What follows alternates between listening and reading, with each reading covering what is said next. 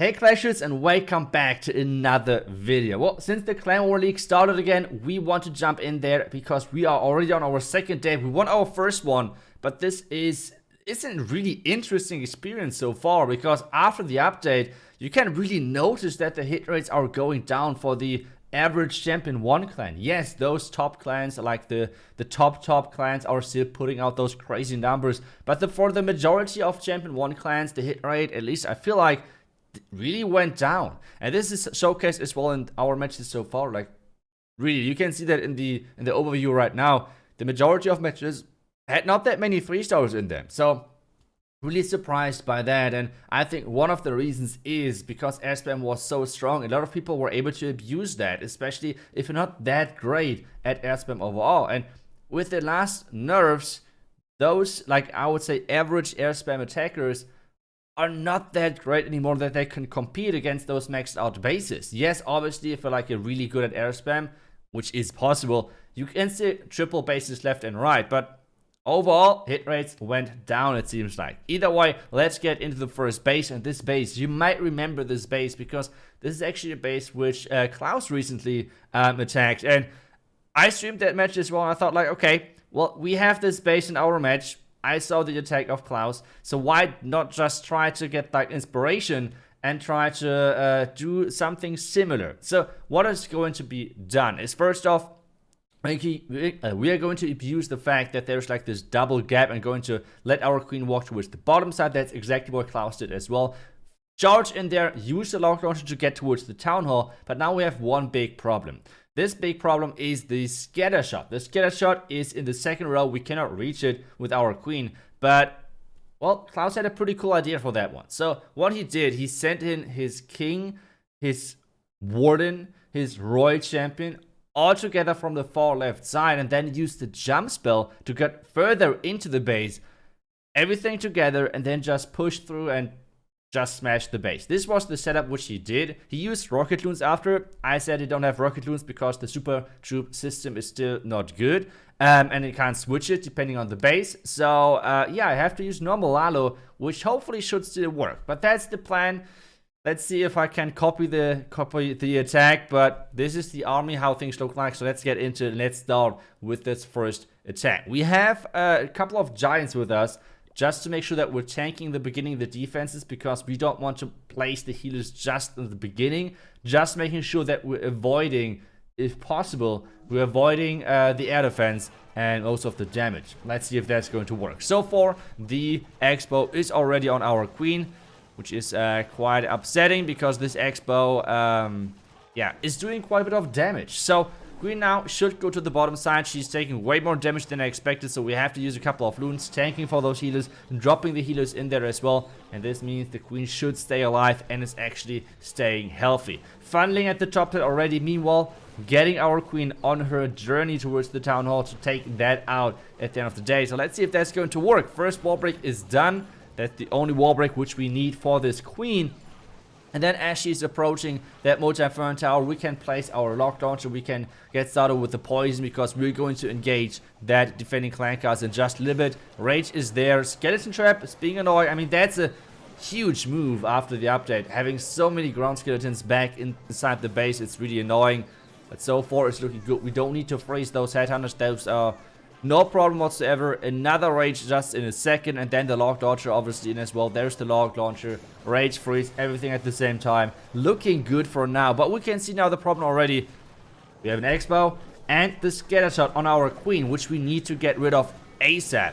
This is exactly what I tried to do with the log launcher. So far, it's looking great.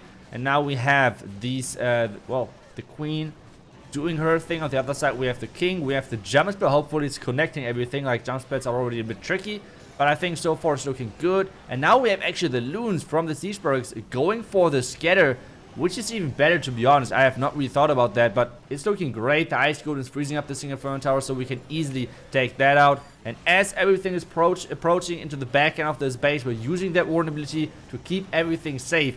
This is now looking already crushed. We have now the back end of this top one air defense, and the queen finishing off the town hall, so that's looking still really, really good for us. Minions in behind because, well, time is hopefully not an issue, otherwise it would be kind of upsetting. Queen finally taking down the town hall in just a second because there are even more skeletons. Skeleton traps are so annoying. It's really unbelievable. But really, the Queen at this point is taking down the town hall. We have the problem of the Mutter Inferno Tower. Finally, the Mutter is getting approached by this Royal Champion, taking it down. The loons are splitting. The Queen is staying alive for now. I have the one invisibility spell, but I don't need it because this base not me being completely maxed out. But yeah, this is... It seems like the first 3-star for us, which is great. Shout out obviously to Klaus for the plan. We did it. We're getting that 3-star done. And this is the first 3-star for us. Can we go for another one in this matchup? We have obviously 2 more attacks. So let's see if we can push it further. So next base is going to be this number 8 base. And we have something interesting on this one as well. First off, the first thing which I noticed on this base, maybe it's too obvious again, but let's see. The first thing which I noticed on this base is there is a huge, really good Yeti blimp on this bottom compartment. Like into this Mutter Inferno Tower, this looks huge. We get the Mutter, we get the Expo, we get the Clan Cazador, everything with just this one blimp, which is crazy. So this already looks really good. This is crazy value. And then we can queen charge our way into the direction of the town hall. We can't really wall break that easily, so I have to do some fancy wall breaks to get our queen actually where she's supposed to go. Funnel over there twice to make sure that the queen is actually stepping how she's supposed to do.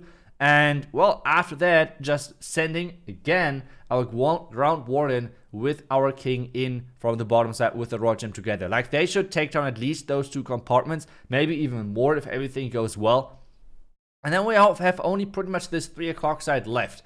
And since we have no really air defense tanking at this right side, we can't use Lalo. I don't have rocket loons since, as I said, the super troop system isn't the greatest. So I have to use Drachenreiters. Going with the Drachenreiters, I think they're still a good choice. So we have 3 of them only.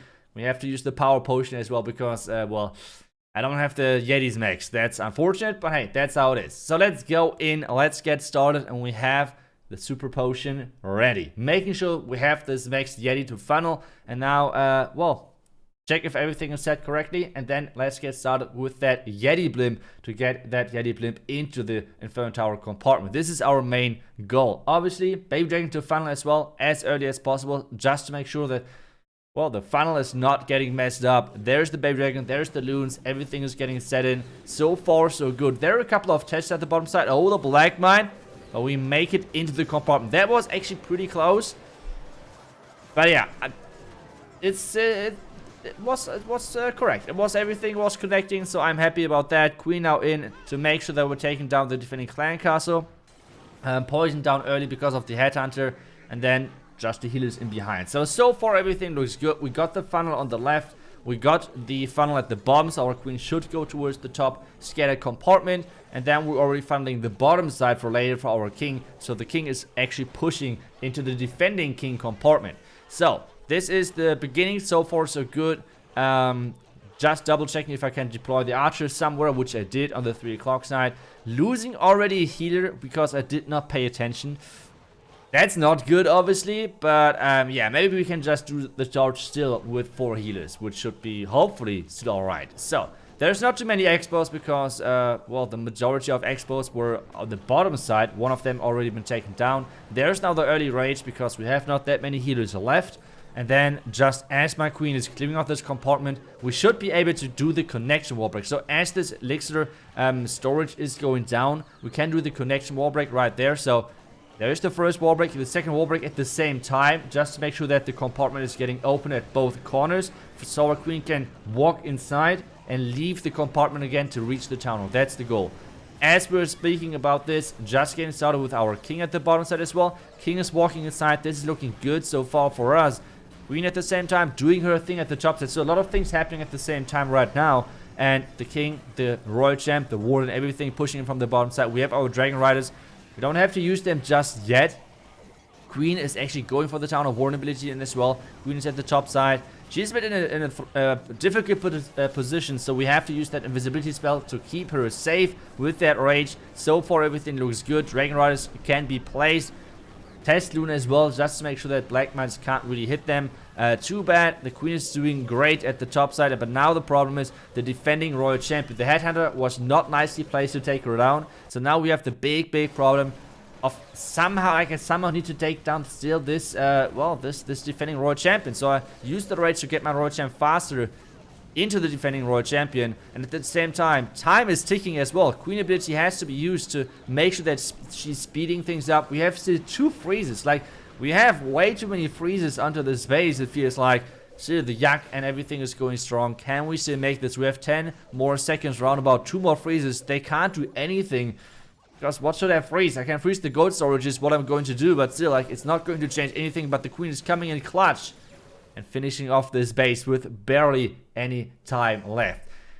Even though this was close, it was an overkill, I think, power-wise. So we did a good job on the plan.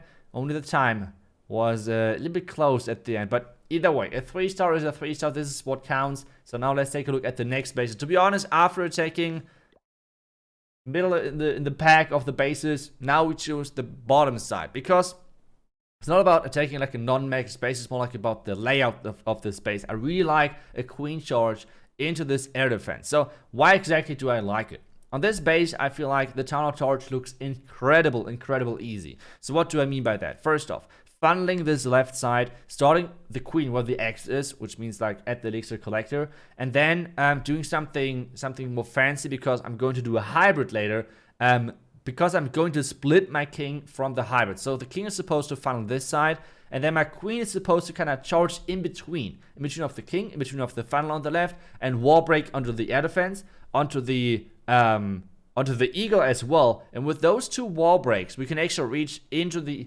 town hall compartment.